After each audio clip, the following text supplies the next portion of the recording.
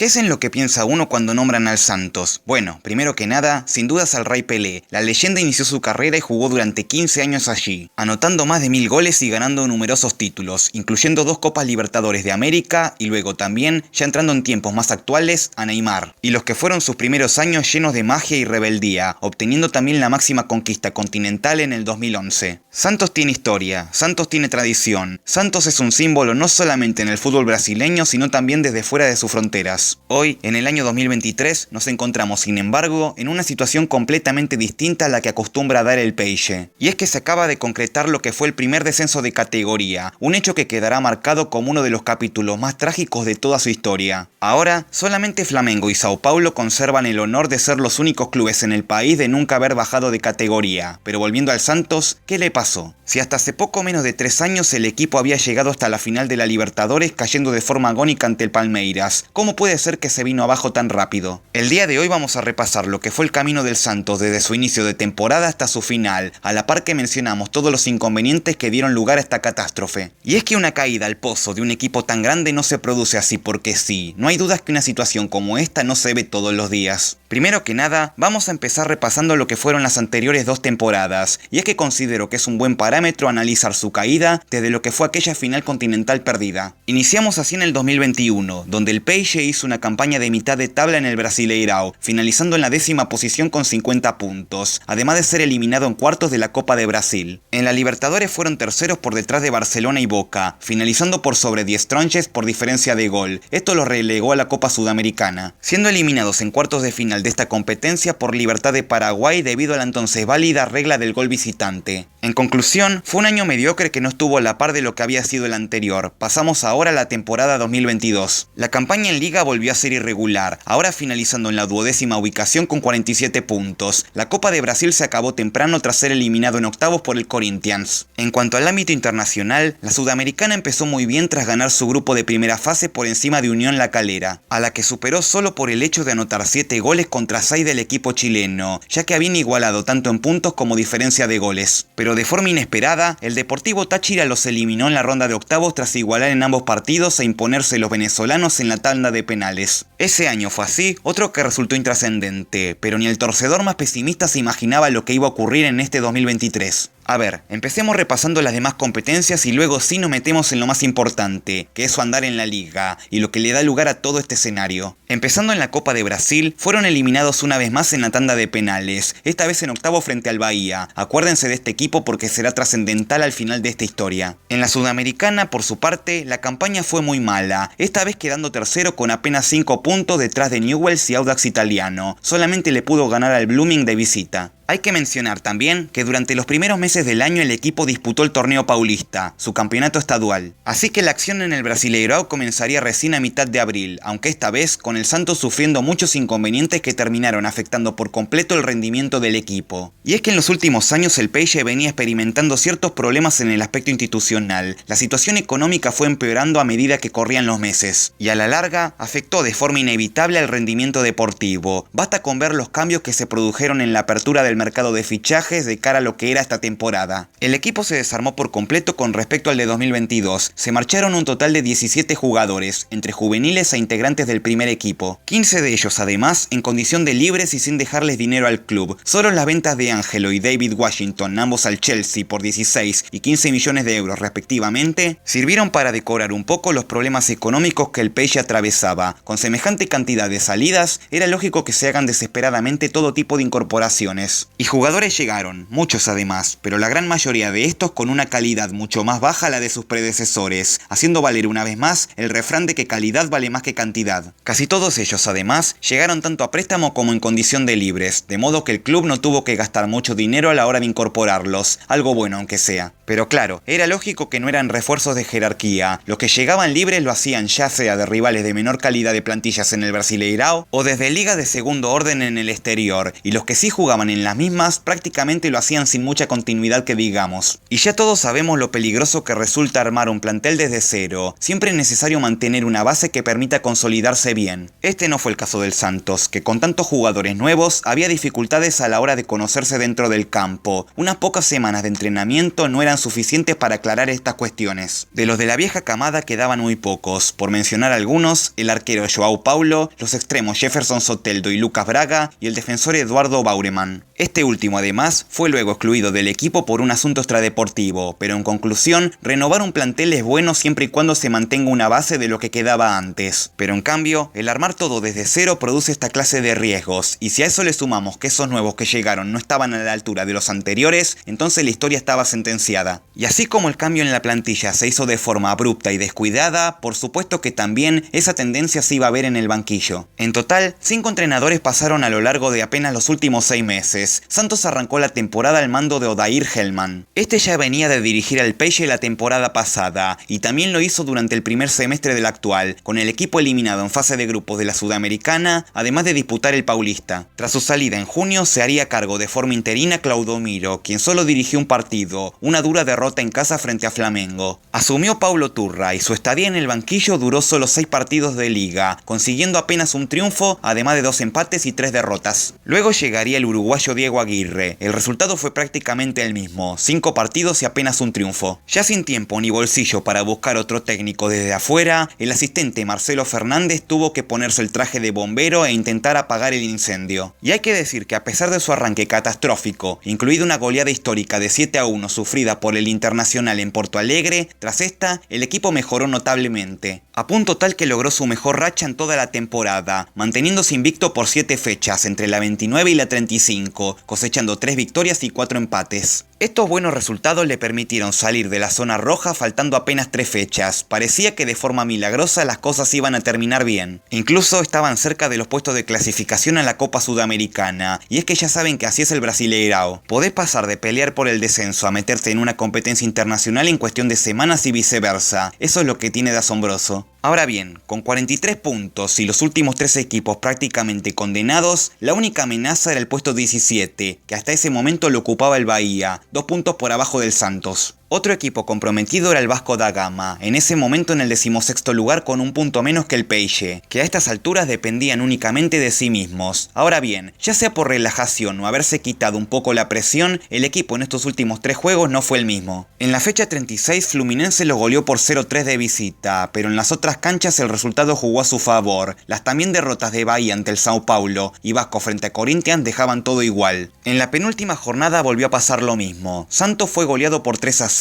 esta vez en su visita paranaense, pero otra derrota del Bahía, esta vez ante el ya descendido América Mineiro. Además de la caída de Vasco por la mínima contra Gremio, volvían a dejar las cosas tal como estaban por segunda jornada consecutiva. Al final, parecía que los rivales hacían más por salvar al Santos que el propio equipo. Pero si no es la segunda, es la tercera, y tanto va el cántaro la fuente que se rompe, y tras 2 fechas dándose el lujo de especular con los resultados, la jornada final trajo sorpresas poco agradables. El Bahía goleaba de forma contundente por 4-1 al Atlético Mineiro. Ahora el Santos, que jugaba en simultáneo, necesitaba sí o sí ganar. Esto también por el hecho de que Vasco le ganaba por 2-1 a Bragantino y aseguraba salvarse de categoría. Esta vez los rivales no ayudaban. Santos tenía que hacer valer la permanencia por su propia cuenta. El Peixe recibió a Fortaleza en Vila Belmiro y se fue al vestuario en desventaja tras el gol de Mariño, un exfutbolista del club, lo que faltaba, ¿verdad? A los 12 minutos del complemento, Mesías anotaba de cabeza el empate para el Peixe. Ahora solo necesitaban hacer un gol más. Lo intentaron de todas las maneras posibles, pero la falta de puntería, sumado a la sólida fortaleza defensiva del Fortaleza, siempre quise hacer ese juego de palabras, hicieron que el reloj pasara sin ninguna modificación en el marcador, hasta que ya en tiempo de descuento, con el equipo entregado por completo en el ataque, Juan Martín Lucero liquidó el asunto para la visita tras un contragolpe. La derrota por 2-1 sellaba el destino de nuestros protagonistas. El Santos concretaba su descenso de categoría, el primero de toda su historia, sumando 41 puntos en 38 partidos. Tuvo 3 oportunidades inmejorables en los últimos partidos, pero nada le salió como esperaba. Hay que mencionar también que el rendimiento de local del equipo fue muy malo, En Vila Belmiro, de 19 partidos, el Santos ganó apenas 6. Y es así como llegamos al día de hoy, con el equipo ya pensando en lo que será su próximo año en la Serie B, sabiendo de antemano que una gran cantidad de jugadores se marchará, ya sea porque se les acaba el contrato o porque serán comprados por equipos de primera división. Ahora al Santos no le queda otra que armarse desde adentro y apostar a lo que será la cantera, esa que nos dio en su momento a jugadores tan memorables en la historia de este deporte. Así como en su momento le pasó al Inter y al Cruzeiro, ahora al Santos le tocará luchar por el regreso a primera, algo que de seguro logrará tarde o temprano. Un equipo con semejante historia y legado, no solo en el país sino también en todo el mundo, merece regresar rápidamente al lugar que se merece. En fin amigos, ¿qué opinan ustedes acerca de la situación crítica que pasa este equipo? Si el video les resultó interesante, por favor denle like, suscríbanse al canal, activen la campanita y síganme en Instagram para estar al tanto de las novedades del canal. Ahora sí, yo me despido, les salvo futboqueando y hasta la próxima.